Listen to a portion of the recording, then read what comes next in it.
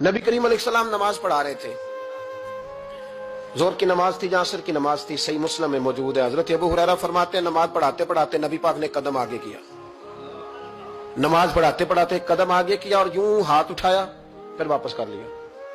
अब नमाज पढ़ के ना तो सलाम फेरा तो सहाबा अर्ज करने लगे या रसूल अल्लाह सल्लल्लाहु अलैहि वसल्लम, वो नमाज में पैर भी आगे किया तो हाथ भी उठाया, तो वजह क्या थी? पहला सवाल तो यह है कि आप लोग नमाज पढ़ रहे थे या हुजूर को देख रहे थे? तो सहाबा तो पहले ही बताते हैं कि भाई हम तो पहली साफ में नमाज इसलिए पढ़ते थे कि नमाज भी होती रहती थी और चुपके चुपके महबूब की दीद भी होती रहती थी। हुजूर से पूछा या रसूल अल्लाह, वो नमाज पढ़ते पढ़ते कदम आगे बढ़ाया आपने तो फिर पीछे कर लिया, क्या था? और हाथ उठाया तो फिर आपने नीचे कर लिया। तो नबी करीम फरमाने लगे नमाज पढ़ाते पढ़ाते जब मैंने कहा ना समी अल्लाहु लिमन हमीदा, अचानक मेरी नजर उठी तो जन्नत में चली गई।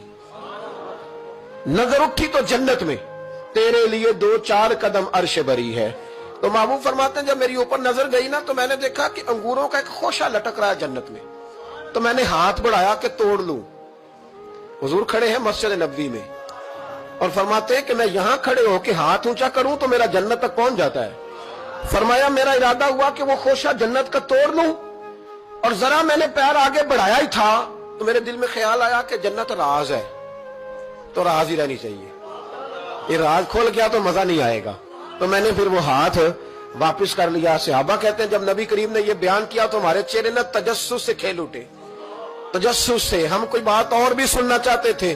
तो महबूब फरमाने लगे अगर मैं वो खोशा तोड़ के ले आता और तुम्हें दे देता तुम कयामत तक भी खाते रहते तो तुमसे खत्म नहीं होना था। ये सही मुस्लिम की हदीस है। ओ भाई, मेरे रसूल करीम के वाक़या में राज पे शिकवा करना, कहना समझ में नहीं आती कैसे गए थे।